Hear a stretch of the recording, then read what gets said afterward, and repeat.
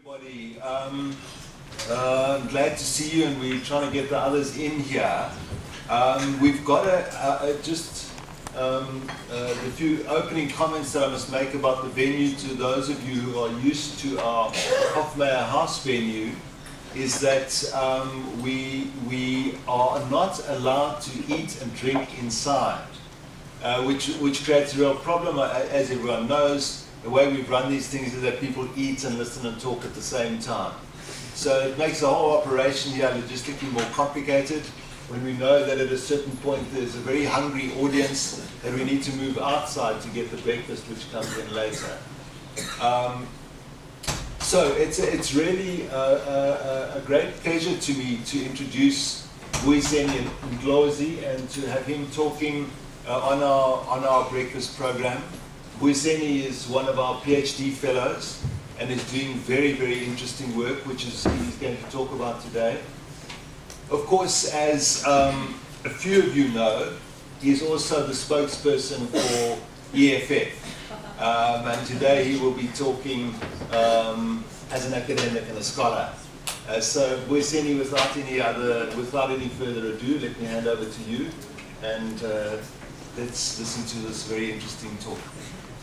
Thank you very much. I did not wear my red beret today because it's raining.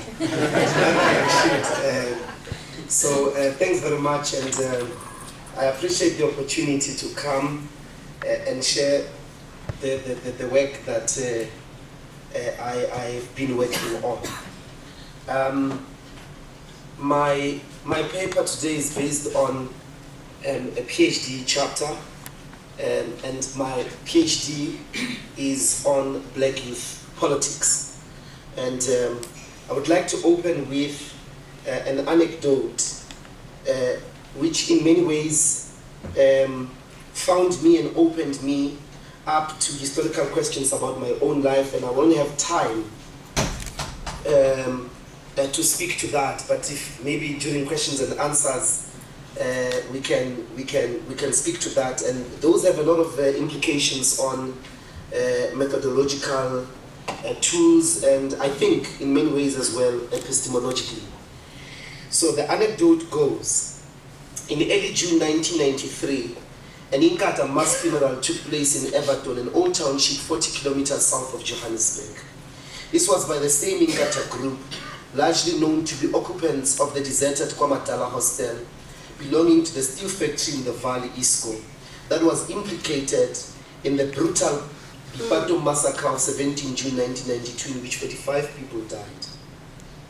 People gathered in the Everton cemetery, and Inkatha buried one of their members, Ishmael Bujosi, who on the 27th of May was shot from a moving vehicle while driving through the then informal settlement, Orange Farm. Bujosi was discovered dead, at this stage presumed to be killed by those belonging to the ANC. His friend who was with him when he got killed tells a story that he was shot whilst they were driving through the moving vehicle, as I've said. Inkatha was advised on the day by the police not too much through the ANC-dominated township of the Vals, the townships of the Val, for the funeral procession of Bujosi. Ishmael's sister, Bertha Bujosi, recalls that they, the hostel dwellers, wanted to bury him in Everton. I told them, she says, that I had already made arrangements for him to be buried in Rastafari, near Vereeniging. But they wanted to bury him in Everton because the family of Bujosi had been buried there, and Ishmael lived there all his life. There is in Everton. The burial went well without an incident. However, Bertha Bujosi says no more than an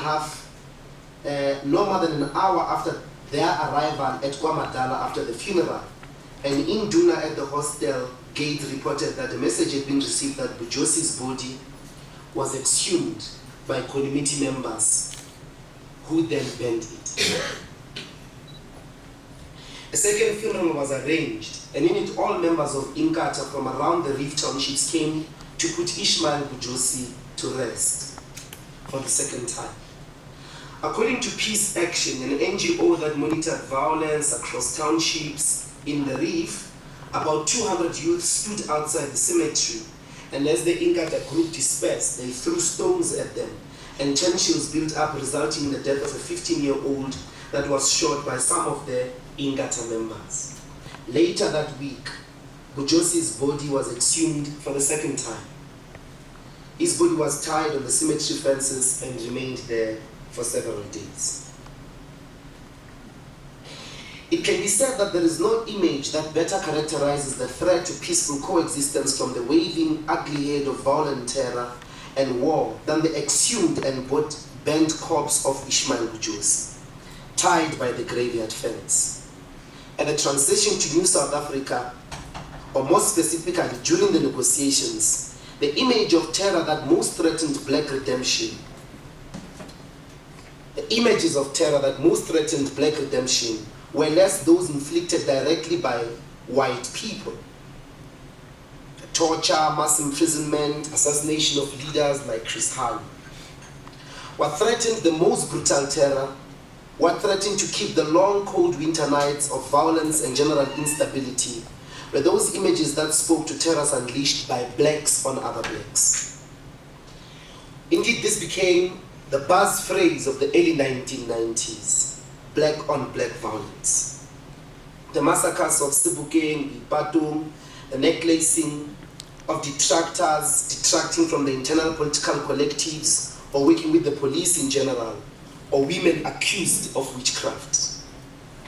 It seemed that the type of white, grotesque orgies of violence characterizing the Sharpeville massacre, 76, Soweto, the torture and murder, for instance, of Steve Biko had made way for self-inflicted mass terror, black on black violence.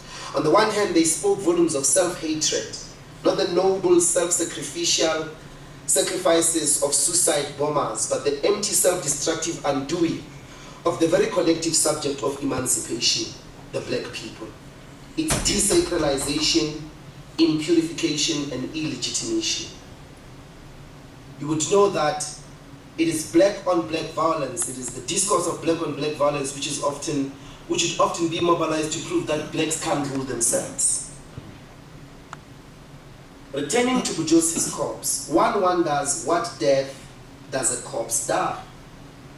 What does such a body represent? The one who lived in it, the one that exhumed it, the one that buried it, or all of them? What meaning of death does this tell us, and what does it tell us about the life that a corpse lives, the place of the dead, or the dead bodies occupying the social imagination and the memory of society? To be sure, the act of exhuming Bujosi moments after he's buried should be seen as the desacralization of the grave and the graveyards. It is an attempt at destabilizing, at teasing the fear that the grave propels subjects to have about death. If the grave stands for death or the dead and have thus been treated with sacredness, then this is the violation of that taboo, a prohibition the tomb would have over the use of dead bodies. And if so, what do we call the act that stretches the limits of such a taboo and provokes the dead beyond the grave? Fetch them from within tons of soil and stone, inflict pain on them by burying and tying them for display on the graveyard fence, doing this to death itself. Here, death has refused to stay 6 feet underground. But then, who is Bujosi? And why is he important for the study of black youth politics? He's believed to be one of the gang members of the VAR, in the VAR, a gang that was in the VAR. In fact, he's believed to belong to the gang that threatened the most terror on activists. The gang that transformed from being concerned with crime and gave itself to killing anti-apartheid activists in the VAR, known simply as the Khetisi gang. It is perhaps in this sphere of black society where crime and liberation struggle meet and almost look identical that the logic of colonial violence is best expressed. This intersection between crime and liberation struggle is the focus in my chapter. Fanon and Achille Mbembe, following Fanon, have already argued that violence in the colonial situation is the normal order of things. Colonization does this in the ways in which it invents spaces, races, hierarchizes people, differentiating them according to all sorts of identities and uses for the sole purpose of control. For Fanon, the language of rule is brute force. Violence permeates all of social life. That is, it is the way of life. Simply because, and the way power, the way government relates with the natives. Colonial government relates with the natives. Only because the native is no human, or is not the subject of civility. 2, Foucault is also famously known to have critiqued modern power using the image of the panopticon to foreground what he calls the punitive society. The panopticon represents a moment in the transformation of governing when legitimacy of the power to rule had to shift from God to the people. And these people had a will, a popular will, and it is on this will that the new rulers would build new juridical forms. Discipline was transformed, therefore, to self-contract. Foucault suggests that prisons produce specific forms of delinquency that can be redirected at the most vulnerable classes. And over a long period of time, they produce an underclass through which illegality is constantly being shaped. What then is the place of delinquency in the colonial system of rule?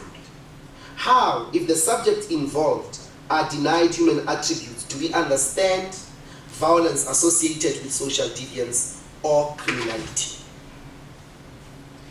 The history of gang and crime in South African townships has indeed been the subject of many scholars. However, from scholars concerned with delinquency in the Cape frontier, like Nigel Penn, to those concerned with the crossroads of crime and liberation, like Clive Glazer, none pose the above question. None interrogate the question of colonization and delinquency, taking into consideration what it means to break a law that is superimposed, that regards you as subhuman. I will advocate for a version of criminality and delinquency that diverts from being assessed using frameworks founded in rationalistic conceptions of order and disorder, by and for the self-reflexive autonomous subject of enlightenment. In short, that figure of sovereignty constituted through the rule of reason. This framework would have us understand township crime as breaking laws and norms constituted through the social contract of the governed and the governing. Colonial power is that form that rules without consent. Its juridical structure is superimposed. It is not a social agreement, a contract. We need a different model founded on ruling those to whom law is forced upon because they do not form part of the legitimate political community, as I've been saying. I interrogate this question through 2 stories. One is the group, the gang, the youth gang, crime gang, that Bujosi belonged to, which is firstly known as the 5-Star Gang and transforms ultimately into the Khetisi Gang.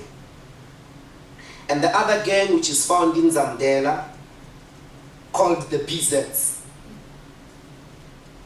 So I have a predicament because of time. I don't know whether to tell the story of these gangs or move straight to what I think is colonial delinquency. So what I will do is basically say these 2 gangs, why I use them in the chapter is, the first one is, it's a crime gang that are concerned with selling marijuana, cars and all those things. They belong to a club called the 5-Star. They get linked to Inkatha by the comrades. They get linked to Inkatha. They argue when I speak to them that they were falsely accused, but then they are pursued, their houses are burned, some of their people are killed. You know the drama of the 80s. And then that's how they find themselves embracing Inkatha. And then they make every comrade a target. They go around terrorizing comrades and so on and so forth. So they shift from being a crime gang to being politically involved, literally with Inkatha, killing politically on behalf of Inkatha across. If you are from the Val or you know anything about the Val, you know he was often referred to as the Val monster.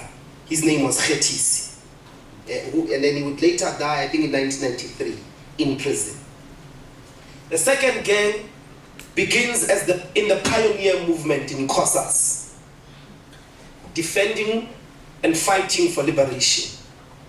A lot of, including land occupations of a township in Sasolburg called Chisani, targets, literally even fighting with the police and defending their communities.